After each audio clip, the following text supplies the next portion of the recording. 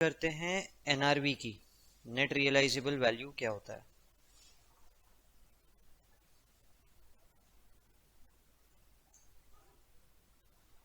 ठीक है, ये सेल वैल्यू नहीं है, ये ध्यान रखो, ये रियलाइजेबल वैल्यू है। मतलब आप कोई चीज को अगर बेचोगे तो क्या रियलाइज करोगे, समझ गए? यानी रॉ मटेरियल को अगर बेचा तो क्या रियलाइज करते हो, क्या बोलते हो? Cell proceed. चलो ठीक है, फिनिश गुड्स को बेचा तो क्या मिलता है? फिनिश गुड्स को मार्केट में जाके बेचा तो क्या मिलेगा? वैल्यू मिलेगा, सेल प्रोसीड्स बोलते हो ना, तो इसका मतलब वो रियलाइजेबल वैल्यू हो गई, बराबर। पर उसमें एक नेट वर्ड भी डाला हुआ है, उसका मतलब समझना है हमको। पर रॉ मटेरियल आप डील करते हो क्या? तो रॉ मटेरियल आप मार्केट में बेच सकते हो क्या? नहीं, तो एग्जैक्टली उसकी सेल वैल्यू आपको कभी नहीं मिलेगी, तो वहां सेल वर्ड यूज करना गलत होगा, इसलिए वहां भी रियलाइजेबल वैल्यू वर्ड यूज होता है। ठीक है, तो ये नेट रियलाइजेबल वैल्यू का मतलब क्या होता है? नेट रियलाइजेबल वैल्यू होता है sale value less cost to make it saleable less selling expenses. मतलब वैसे तो सेल वैल्यू से रियलाइजेबल वैल्यू मिल गई, पर वो नेट वर्ड का मतलब है कि उसको सेलेबल करने के लिए अगर कोई खर्चा लग रहा है तो वो खर्चा माइनस कर दो, और कोई सेलिंग एंड डिस्ट्रीब्यूशन कॉस्ट लग रहा है तो उसको भी माइनस कर दो। क्लियर है यहाँ तक कि ये होता है नेट रियलाइजेबल वैल्यू। आप सेलिंग एंड डिस्ट्रीब्यूशन कॉस्ट को कॉस्ट का पार्ट कभी नहीं मानते, कॉस्ट से हम लोग एक ना एक्सक्लूशन में देखा था। पर जब आप एनआरबी निकालते हो तो इसको डिडक्ट करते हो, चेक करने के लिए कि सही में कोई प्रोडक्ट को बनाने से फायदा है या नहीं है। ठीक है, एग्जाम्पल लेते हैं फिनिश गुड्स के पॉइंट ऑफ व्यू से। सपोज करो आपका रॉ मटेरियल का कॉस्ट है 1000 रुपए, लेबर का कॉस्ट है 500 रुपए, वेरिएबल ओवरहेड्स है 600 रुपए, फिक्स्ड ओवरहेड्स है 700 रुपए, एडमिनिस्ट्रेटिव ओवरहेड एओएच यानी एडमिन ओवरहेड है, ठीक है, 300 रुपए, सेलिंग एंड डिस्ट्रीब्यूशन ओवरहेड 200 रुपए। तो ओवरऑल आपने जो खर्चा किया है इसके ऊपर हो गया 3300।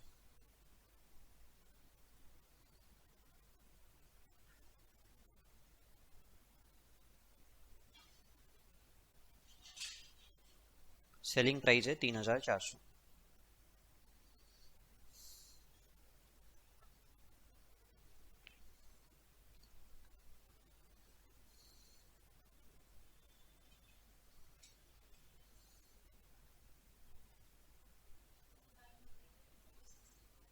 पाँच सौ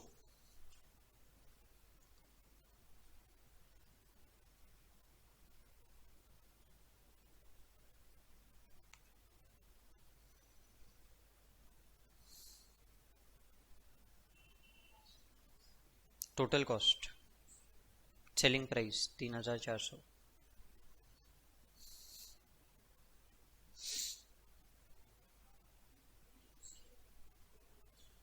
selling and distribution overheads S&D।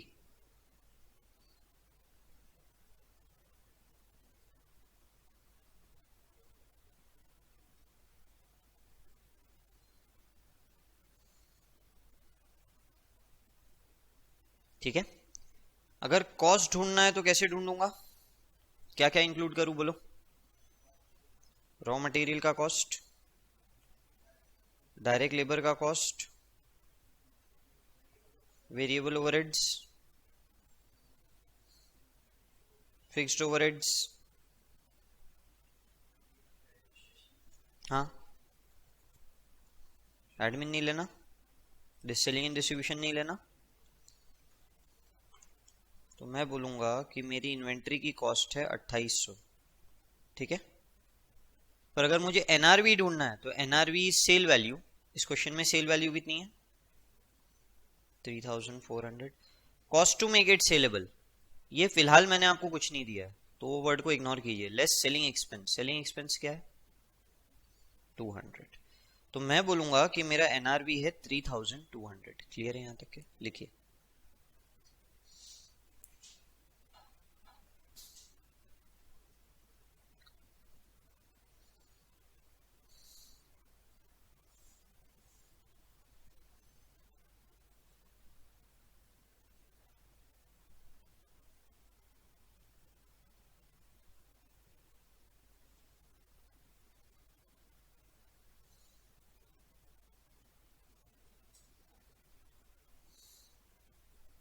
ठीक है।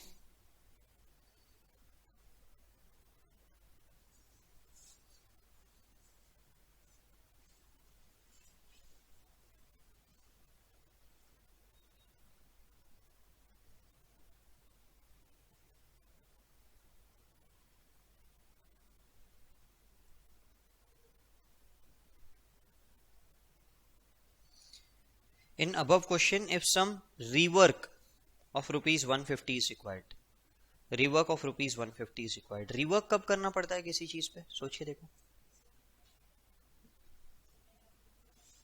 सेकेंड हैंड चीजों पे ठीक है, पर हमने हमारा ही प्रोडक्ट बनाया ना, अभी सेकेंड हैंड की बात नहीं कर रहे हैं हम, तो हमारी फैक्ट्री की बात कर रहे हैं कि हमने एक प्रोडक्ट बनाया और अब उस प्रोडक्ट पे रिवर्क करना पड़ रहा है, यानी वर्क तो हम कर चुके हैं, अब रिवर्क करना पड़ रहा है।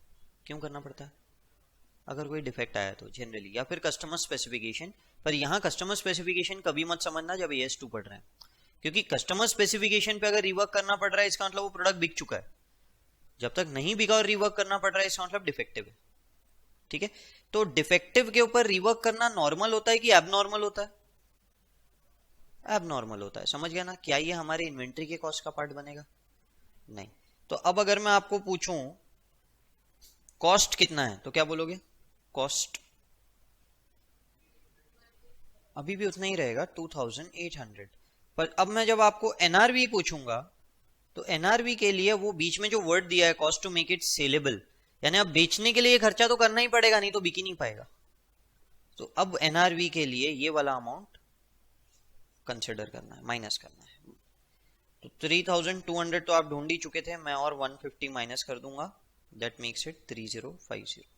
ये हो गया NRV।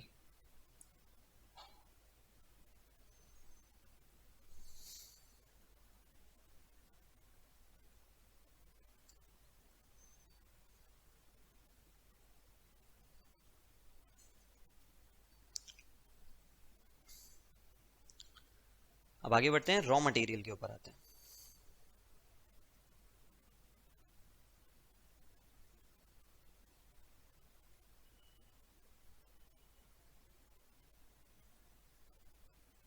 In example 1 above, NRV of raw material.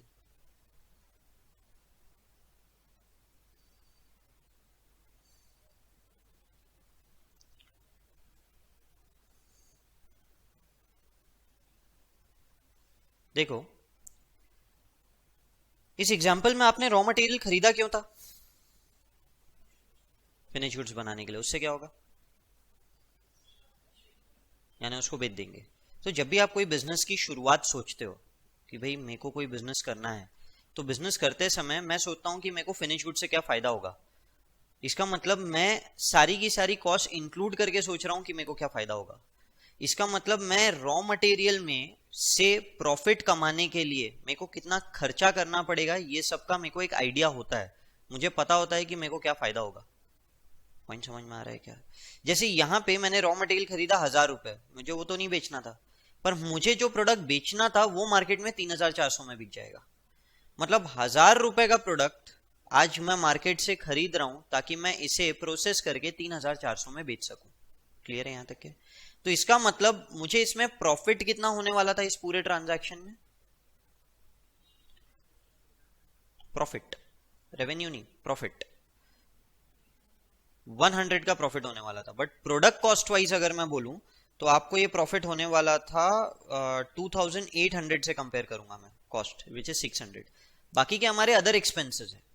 Point समझ में आया? यानी प्रोडक्ट वाइज मैं बोलूंगा कि मुझे 600 रुपए का प्रॉफिट होने वाला था। मतलब मैं वो 1000 रुपए का रॉ मटेरियल खरीद ही इसलिए रहा हूं कि मुझे 600 रुपए का प्रॉफिट हो। पॉइंट समझा? कहीं ना कहीं उस 1000 रुपए के रॉ मटेरियल का NRV भी 1600 होगा। अब उसके पीछे समझते हैं कैसे हुआ। आप वो 1000 का मटेरियल कितने में बेचोगे? 3400 में ही बेचोगे ना। पर 3400 में बेचने के लिए कुछ खर्चा करना पड़ेगा। क्या खर्चा करना पड़ेगा? कन्वर्ट करने का क्या खर्चा लगा बोलो? लेबर लगा 500, फैक्ट्री ओवरहेड लगा 700, वेरिएबल ओवरहेड लगा 600। नहीं, ये तो इंक्लूड होते ही नहीं ना कॉस्ट में। तो सिर्फ ये 3 की बात करेंगे। मतलब 3400 में cost to make it saleable, cost to make it saleable में डायरेक्ट लेबर, वेरिएबल ओवरहेड और फैक्ट्री ओवरहेड हो गया। समझ में आया? तो ये तीनों को माइनस करो जरा 3,400 में से, करो करो।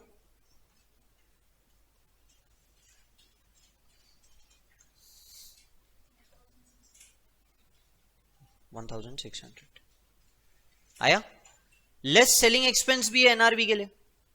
सेलिंग एक्सपेंस कितना है? 200, ठीक है। 1400। अच्छा, मैंने आप लोगों को पहले 600 का प्रॉफिट बोला था, प्रॉफिट तो एक्चुअली 400 है, सेलिंग एक्सपेंस भी तो माइनस हुआ ना, ठीक है। तो 1400 रुपीज एनआरबी हो गया इसका, समझ में आया? यानी जब भी मुझे रॉ मटेरियल का एनआरबी निकालना है तो रॉ मटेरियल का एनआरबी कैसे मिलेगा? मैं यहां पे पूरा फॉर्मूला लिख लेता हूं, selling price minus cost to make it saleable less selling expenses. तो सेलिंग प्राइस में मैं अभी भी 3,400 लिखूंगा, cost to make it saleable में 500, 600 और 700 सिर्फ कन्वर्जन कॉस्ट, ठीक है। मटेरियल का कॉस्ट वापस मत माइनस कर देना, माइनस 200 सेलिंग एक्सपेंस, तो ये आ जाएगा 1400, ठीक है।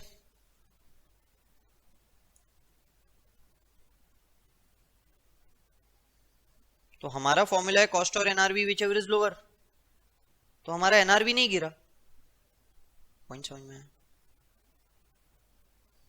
अब इसके सामने लिख देना कॉस्टिंग कॉन्सेप्ट्स, अकाउंटिंग स्टैंडर्ड इसको थोड़ा सा सिंप्लीफाई करके बताएगा।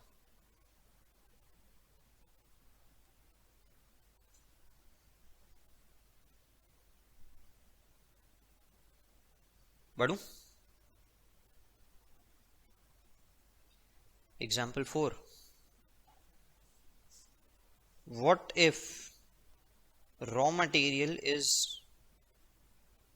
available in market at rupees 900 at year end?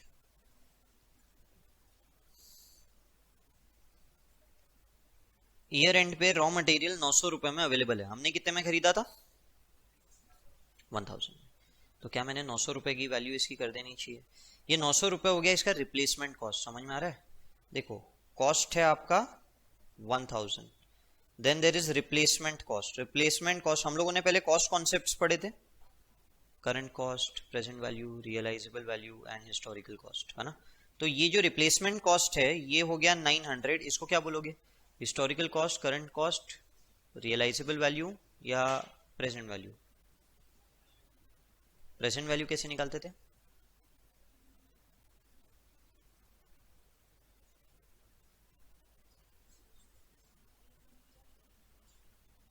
Present value कैसे निकालते थे ये तो बताओ। आने वाले सालों में जो भी पैसा मिलेगा उसका प्रेजेंट वैल्यू, यहां ऐसा कुछ किया नहीं, ये प्रेजेंट वैल्यू नहीं है, करंट कॉस्ट हो सकता है ना। देखो करंट कॉस्ट यानी आज क्या भाव में खरीदोगे, करंट कॉस्ट, तो वही रिप्लेसमेंट कॉस्ट होता है, समझ में आया? हाँ 900, हाँ हमने 1000 में खरीदा था ना। वहां क्या लिखा मैंने? What if raw material is available in market at 900 at year end. In market, market में 900 रुपए में अवेलेबल है, मैं ये थोड़ी बोला अपन ने खरीदा 900 में, अपन ने तो 1000 में खरीदा था। आज मार्केट में खरीदने गए ईयर एंड पे, ईयर एंड यानी जो डेट पे हम लोग चेक कर रहे हैं इन्वेंट्री का वैल्यू, तो उस दिन मार्केट में 900 में अवेलेबल है, तो ये करंट कॉस्ट हो गया ना, करंट कॉस्ट आज का भाव, समझा? बढ़ू, ये 900 है।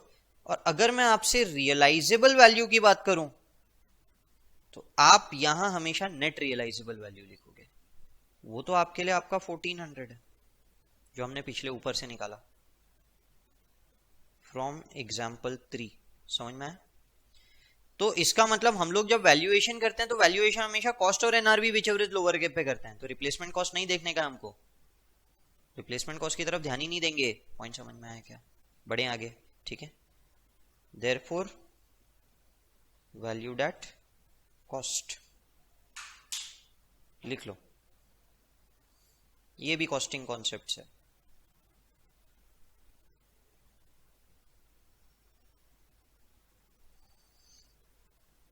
क्या ये बताना इसीलिए अभी जरूरी है क्योंकि अकाउंटिंग स्टैंडर्ड थोड़ा अलग तरीके से बताएगा, फिर आप आगे कॉस्टिंग में कुछ और पढ़ोगे, फिर आप कंफ्यूज हो जाओगे कि ऐसा कैसे हो रहा है।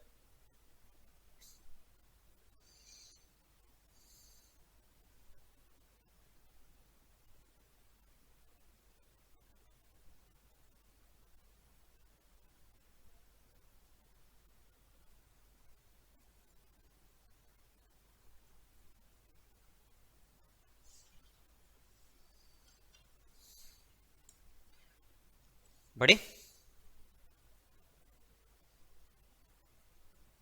what if selling price in example 1 is 2500? नहीं 2500 नहीं, रुको मैं कुछ और बताता हूँ सेलिंग प्राइस।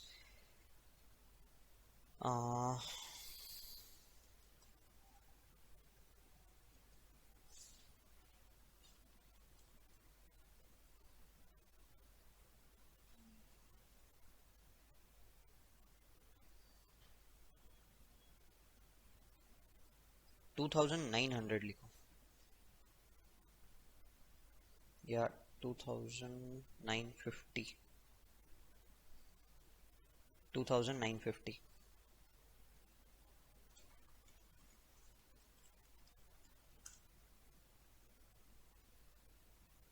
अभी भी नहीं बैठ रहा है अपने कॉस्टिंग्स में -200, ठीक है। अब देखो कॉस्ट तो हमारा अभी भी वही है 1000, ठीक है। अच्छा इसके आगे वो भी लिख लो, मार्केट वैल्यू या रिप्लेसमेंट कॉस्ट 900।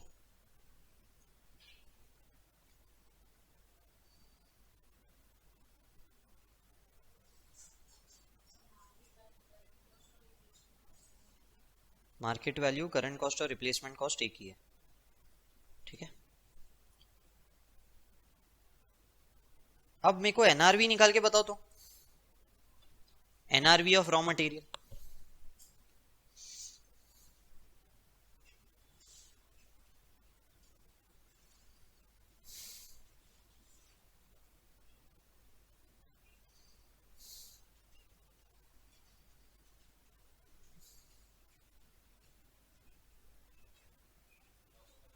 नौ सौ 50।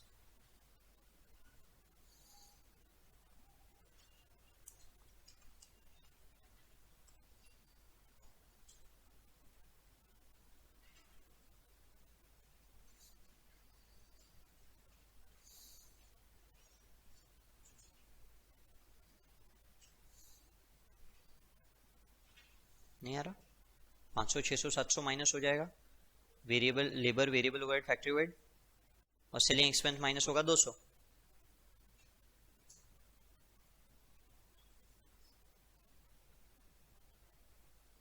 अरे एनआरवी कैसे निकालते हैं?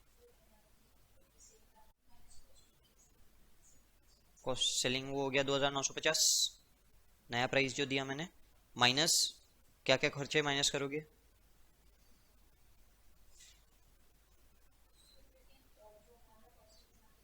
हाँ अरे पर मैडम वो एनआरवी फिनिश गुड्स का है, अभी अपन रॉ मटेरियल का निकाल रहे हैं, ठीक है ना। ये एग्जांपल पूरे रॉ मटेरियल के चल रहे हैं, ध्यान में रखो। एग्जांपल 3 से हमने पूरी रॉ मटेरियल की सीरीज शुरू की। कन्वर्जन कॉस्ट पूरे एक्सपेंस माइनस होंगे, सिर्फ मटेरियल कॉस्ट नहीं होगा, ठीक है। इसका मतलब ये है कि फिनिश गुड्स नुकसान में बिक रहे हैं। जब भी एनआरवी आपके हिस्टोरिकल कॉस्ट के नीचे चला गया ना, आपके परचेज प्राइस के नीचे, इसका मतलब फिनिश गुड नुकसान पे बिकने वाला है। देख लो आपका फिनिश गुड्स अगर आप 2950 में बेचते हो तो उसका एनआरवी क्या होगा? 2950 में अगर बेच रहे हो तो एनआरवी कितना होगा? फिनिश गुड्स, फिनिश गुड्स का एनआरवी पूछो तो कितना होगा? 2750। और आपका कॉस्ट कितना है फिनिश गुड्स का? लॉस हो गया। तो जब भी फिनिश गुड्स में आप लॉस एक्सपेक्ट कर रहे हो, इसका मतलब एनआरवी रॉ मटेरियल में भी आपने लॉस बुक कर देना चाहिए। अब एक बहुत बड़ा क्वेश्चन आता है, क्या मेरा लॉस 50 रुपए ही है? जैसे यहाँ पे आपने 1000 रुपए में रॉ मटेरियल दिखाया, एनआरवी आ गया 950, तो मैं 950 पे बुक कर दे रहा हूँ, तो क्या मेरा लॉस 50 रुपए ही है? अकाउंटिंग स्टैंडर्ड्स बोलता है आप जो बातें कर रहे हो ये बहुत हाइपोथेटिकल है। फिनिश गुड्स में लॉस हमको दिख रहा है, रॉ मटेरियल में एनआरवी के कारण लॉस दिख रहा है, ये बातें इलॉजिकल है। फॉर एग्जाम्पल इन एग्जाम्पल 4 अगर मैं बात करूं, तो एग्जाम्पल 4 में मुझे पता है कि मेरा मटेरियल मार्केट में 900 रुपए में अवेलेबल है, तो मुझे मन ही मन लग रहा है अरे यार नुकसान हो गया, काश मैं रुका होता, मुझे 900 में रॉ मटेरियल मिल गया होता, तो मुझे 100 रुपए का नुकसान हो गया, पर ये अपॉर्चुनिटी लॉस है, ये एक्चुअल लॉस नहीं है। एक्चुअली जब आप फाइनल प्रोडक्ट को बेचोगे ना 3400 में, तो आपको 100 रुपए का फायदा ही होगा।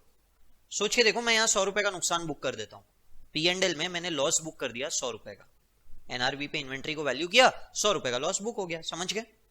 तो इसका मतलब मटेरियल 900 रुपए का हो गया। अब यहां पे मैं जब कॉस्टिंग निकालूंगा तो मेरा कॉस्ट कितना निकलेगा बोलो?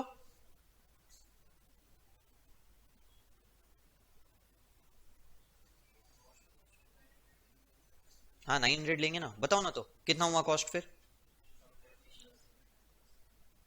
3000? नहीं, कॉस्ट मतलब मैं वो टोटल कॉस्ट की बात कर रहा, एएस के हिसाब से कॉस्ट नहीं पूछ रहा, टोटल कॉस्ट।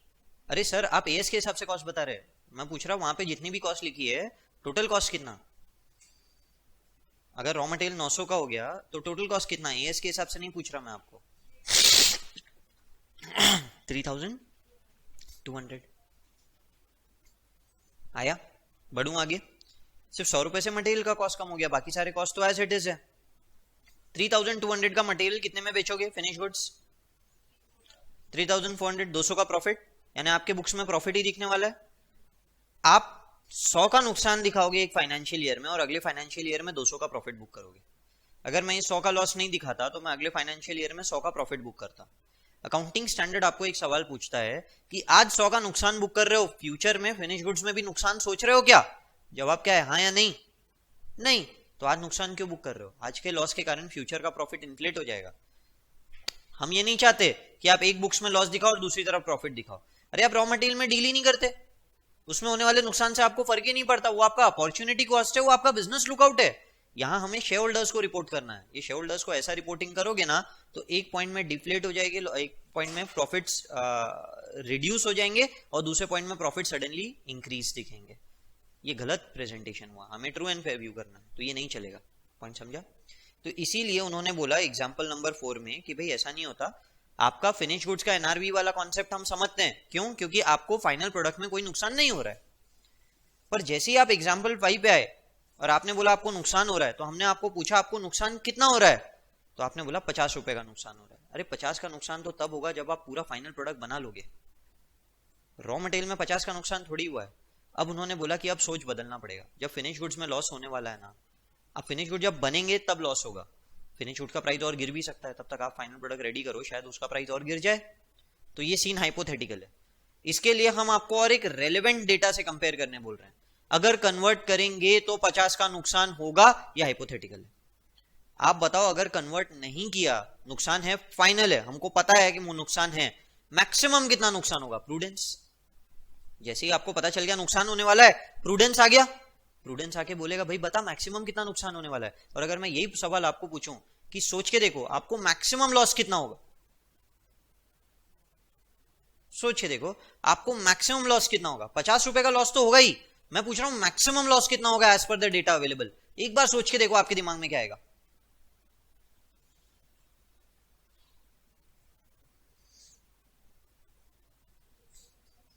कैसे?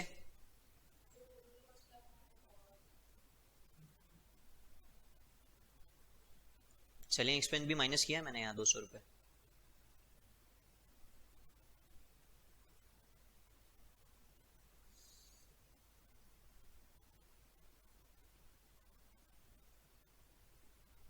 चलो ये सवाल का आंसर आप बाद में दो, मैं एक एग्जांपल और दे देता हूं आपको, एग्जांपल 6, उसके साथ शायद आप पिछले सवाल का जवाब दे दो। What if selling price in example 1 is 2500। अब बताओ रॉ मटेरियल का एनआरवी क्या होगा?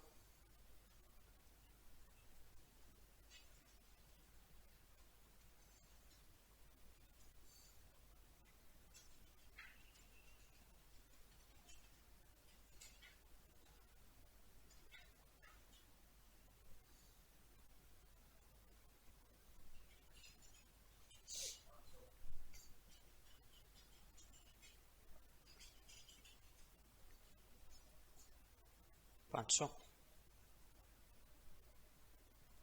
और रिप्लेसमेंट कॉस्ट अभी भी 900 है, और हिस्टोरिकल कॉस्ट या परचेज प्राइस अभी भी 1000 है। ठीक है, अब सोच के देखो एज एन ऑडिटर सोच के देखो, आप एक सीए हो, आप किसी बंदे को कंसल्टेशन दे रहे हो, मैं ये क्लाइंट हूँ जो ये मैन्युफैक्चरिंग करता है, मार्केट में मैं जो रॉ मटेरियल खरीदता था उसका भाव गिर के हो गया 900 रुपये, मैंने 1000 में खरीदा था 900 रुपये हो गया, और मेरा जो फाइनल प्रोडक्ट है वो 2500 रुपये का हो चुका है। मतलब 2000 का कॉस्ट तो अवॉइडेबल है ही नहीं, 2000 रुपये तो लगेगा ही उसको फाइनल प्रोडक्ट बनाने के लिए और बेचने के लिए, वो अवॉइड किया ही नहीं जा सकता, वो रिड्यूस हो ही नहीं सकता। मैं आपके पास आया, मैं आके आपको एक सवाल पूछ रहा हूं कि सर मैं रॉ मटेरियल को कन्वर्ट करूं फिनिश गुड्स में या नहीं करूं, रॉ मटेरियल ही बेच दूं मार्केट में। सवाल यह है कि रॉ मटेरियल को फिनिश गुड्स में कन्वर्ट करूं या नहीं करूं कन्वर्ट। मैं आपको कोई एनआरवी नहीं पूछ रहा, कुछ नहीं पूछ रहा, मैं सिर्फ ये पूछ रहा हूं कि क्या मैं रॉ मटेरियल को फिनिश गुड्स में कन्वर्ट करूं फिर बेचूं, या रॉ मटेरियल को ही बेच दूं। रॉ मटेरियल बेच दूं, क्यों? बेचोगे तो 900 मिल जाएंगे, और अगर कन्वर्ट किया तो 2500 मिलेंगे, तो फर्क क्या पड़ रहा है?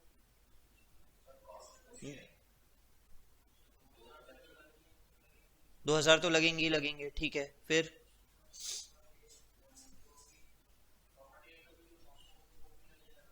वो भी लग ही रहा है, बोल सकते हैं 500 का नुकसान हो जाएगा, और ऐसे 100 का नुकसान। तो आप बोल रहे हो सर 500 का नुकसान हो जाएगा, उससे बेटर है कि आप 900 में बेच दो, यही कंसल्टेशन दोगे ना। इसका मतलब आप बोल रहे हो कि नुकसान को 100 के ऊपर मत होने दो। कहीं ना कहीं इसमें एक ये लॉजिक आ जाता है कि वापस से फिनिश गुड्स का प्राइस बढ़ेगा मार्केट में। भाई ऐसा थोड़ी होता कि रॉ मटेरियल तुम्हारा 900 में अवेलेबल है मार्केट में, कन्वर्जन कॉस्ट ही 2000 है, तो कॉस्ट ही 2900 है, कॉस्ट के नीचे कैसे जा सकता है प्राइस? जा ही नहीं सकता। पॉइंट समझ में आया? इसका मतलब वापस कभी तो मार्केट ऊपर आएगा। तो ये सजेशन हो गया कि अभी कन्वर्ट ही मत करो, ठीक है? अगला स्टेप समझ गए? कन्वर्ट ही मत करो। एक्चुअली तो आप 900 में भी नहीं बेच सकते ना, 900 तो मार्केट का रिप्लेसमेंट कॉस्ट है, आप थोड़ी 900 में बेच सकते, आप यानी मैं थोड़ी 900 में बेच सकता। पॉइंट समझ में आया? तो अब इस पॉइंट से आपका ये कहना है कि देखो मैक्सिमम लॉस आपने 2 पॉइंट से बोला, या तो 100 रुपए का नुकसान हो जाएगा इधर, या उधर 500 रुपए का नुकसान हो जाएगा। इधर बेचने गए तो 100 का नुकसान, उधर बेचने गए तो 500 का नुकसान। वही सवाल अगर मैं एग्जाम्पल 5 में पूछूं आपको, कन्वर्ट करके बेचने गए तो 50 रुपए का नुकसान, ऐसे ही बेचने गए तो 100 रुपए का नुकसान, what is the maximum loss? 100 rupees. समझ में आया? तो इसका मतलब देखो 100 तो दिख रहा है सामने कि नुकसान हो ही गया है, 50 तो कन्वर्ट करोगे तो लॉस होगा। तो बोलता है प्रूडेंस लगाओ, और प्रूडेंस बोलता है कि आपका नुकसान मैक्सिमम 100 रुपए है। तो इसका मतलब आज आप 100 रुपए का लॉस बुक कर दो, पर कब करोगे? जब फाइनल प्रोडक्ट का प्राइस डिक्लाइन पे है। पॉइंट समझा? एनआरवी का कॉन्सेप्ट कॉस्टिंग के लिए है। रॉ मटेरियल में एनआरवी का कॉन्सेप्ट कॉस्टिंग से आया, पर अकाउंटिंग स्टैंडर्ड्स उस कॉन्सेप्ट को रॉ मटेरियल के लिए नहीं बिठाता। मैंने अभी आपको पढ़ा दिया क्योंकि यही चीज आप बाद में कॉस्टिंग में पढ़ोगे, फिर कंफ्यूजन किस पे होगा? NRV as per accounting standards for raw material is different from NRV as per cost accounts. यहां पे वो एनआरवी को बोलता है कि NRV assume it to be replacement cost, assume to be replacement cost if finished goods price at decline। Wordings ये use किए गए हैं जो मैंने आपको एग्जांपल से समझाया कि भाई अगर फिनिश गुड्स का प्राइस डिक्लाइन पे है ना, तो एक काम करो, अज्यूम कर लो कि रिप्लेसमेंट कॉस्ट ही एनआरवी है, जबकि एक्चुअली वो एनआरवी नहीं है, एनआरवी 950 है, बट हम रिप्लेसमेंट कॉस्ट 900 को एनआरवी मान लेंगे। समझ गए? इसका मतलब हम 900 पे रॉ मटेरियल को वैल्यू करेंगे। क्लियर है? तो फिनिश गुड्स के लिए एनआरवी के लिए फॉर्मूला है selling price less cost to make it saleable which is always rework cost less selling expenses. But जैसे हम रॉ मटेरियल की बात करते हैं तो पहला सवाल पूछा जाता है क्या फिनिश गुड्स में लॉस है? अगर नहीं तो चुपचाप बैठे रहो, अगर हां तो assume replacement cost to be NRV. Point समझा? ठीक है? क्योंकि एनआरवी हाइपोथेटिकल है रॉ मटेरियल के लिए, समझो कन्वर्ट किया ही नहीं और आप बोल रहे हो 950 में बिकेगा, इसीलिए। क्लियर है? ये लिख लो। हाँ, किसके पहले? अज्यूम के पहले एनआरवी। अच्छा, वो एरो बनाया मैंने।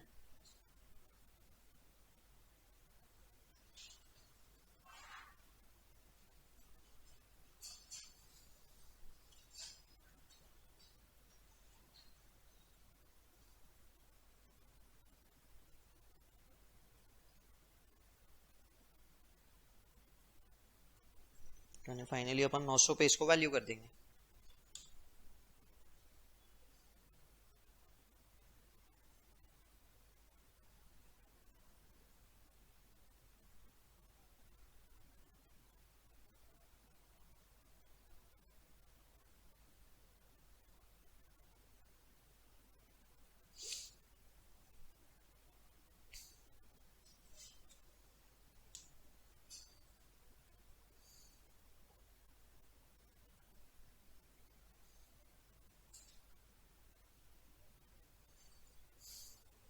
ठीक है। एग्जाम्पल 6 में देखो कैसे कहानी बदल गई। अब यहां प्रूडेंस लगाने जाओगे तो बोलोगे सर 500 पे वैल्यू करना चाहिए, पर सबसे पहले जो सवाल है वो ये है कि क्या आप कन्वर्ट करोगे, क्या फिनिश गुड्स में कन्वर्ट करोगे, हाँ कि नहीं? नहीं करोगे ना, तो प्रूडेंस क्यों लगना चाहिए? प्रूडेंस तो तब लगता है वो है एंटीसिपेटेड लॉस, और एंटीसिपेटेड लॉस तब होगा जब कन्वर्ट करोगे, आप कन्वर्ट ही नहीं करोगे। तो कन्वर्ट ही नहीं करोगे तो वापस से रेस्ट्रिक्ट हो गया रिप्लेसमेंट कॉस्ट पे ही। पॉइंट समझ गए? Therefore NRV assumed to be replacement cost equal to 900, तो 900 पे ही वैल्यू होगा।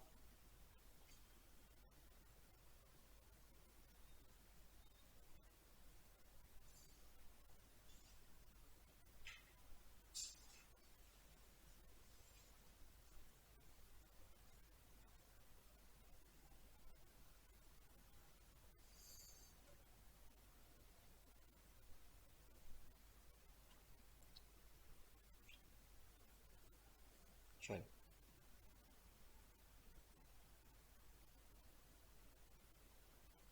so in example 6 above, if replacement cost is 1100 तो कॉस्ट हो गया 1000,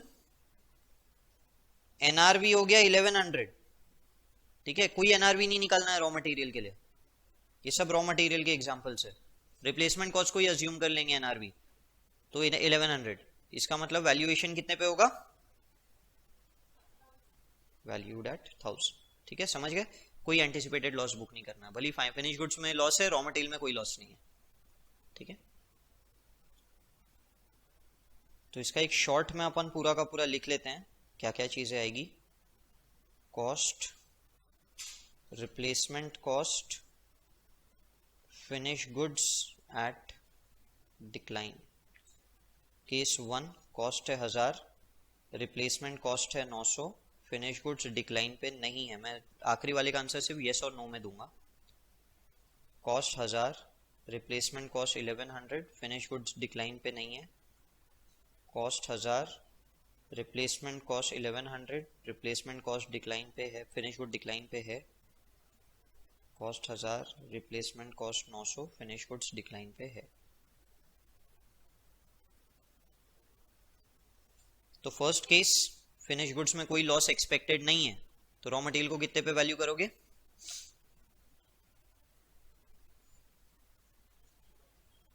1000, क्योंकि लॉस बुक ही नहीं करना है, लॉस बुक करके कोई फायदा नहीं है। समझ गए? Second case 1000। Third case finish good decline पे है,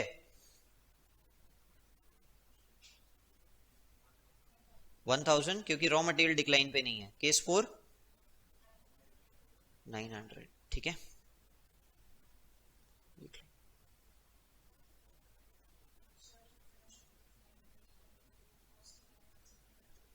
कॉस्ट पे ही रहेगा हमेशा।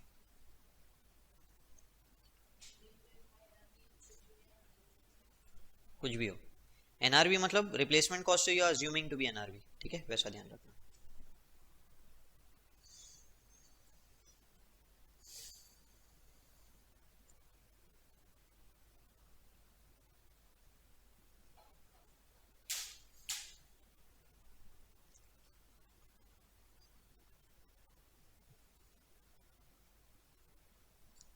बड़े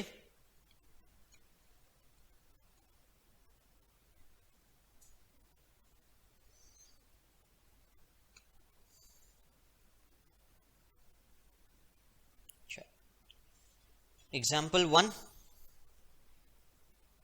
पार्टली फिनिश गुड्स WIP। अब WIP में एनआरवी कॉन्सेप्ट जो फिनिश गुड्स का लगता है वही रहेगा। Is 150 unit can be finished by further expenditure of 100। for WIP this is cost to make it saleable। WIP के लिए finish unit can be sold at 250 subject to 4% brokerage on selling expense। ये क्या है 4%? Selling expense, brokerage. ठीक है, commission देते हो ना किसी को, वो हो गया ये selling expense. Value of inventory is determined as under. अब आपको वैल्यू डिटरमाइन करके देना है। तो पहले तो कॉस्ट बताओ WIP का। कॉस्ट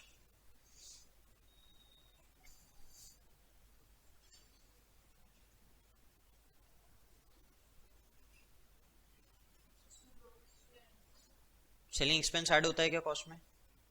नहीं। 150 100 का खर्चा हो गया क्या?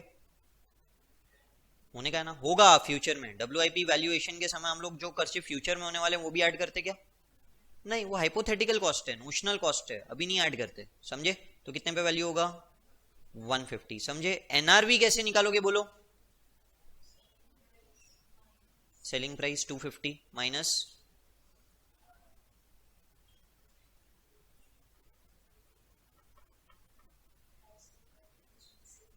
वो कितना है? 100। Cost to make it saleable 100, वो माइनस हो गया। और बोलो सेलिंग एक्सपेंस। सेलिंग एक्सपेंस कितना है? 10। कितना हो गया?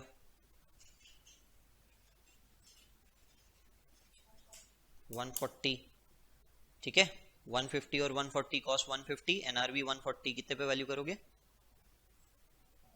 140। समझ गए? तो WIP and finish goods has same rule. Raw material के लिए रिप्लेसमेंट कॉस्ट वाला कॉन्सेप्ट लगता है। समझ गए बड़े? ये आपका एग्जांपल 1 था। हाँ, रॉ मटेरियल में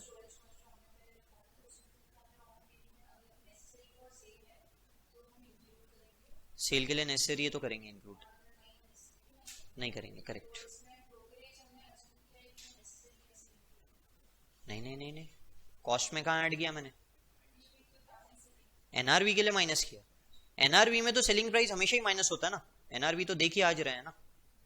ठीक है, इससे पहले हम लोगों ने स्टोरेज कॉस्ट वगैरह देखा था, उसमें सेलिंग एक्सपेंस की बात ही नहीं की हमने। ठीक है बड़े? कॉस्ट ऑफ कन्वर्जन हो गया था अपना। कॉस्ट फॉर्मूले इसके ऊपर आना है। यहां तक के क्लियर है ना?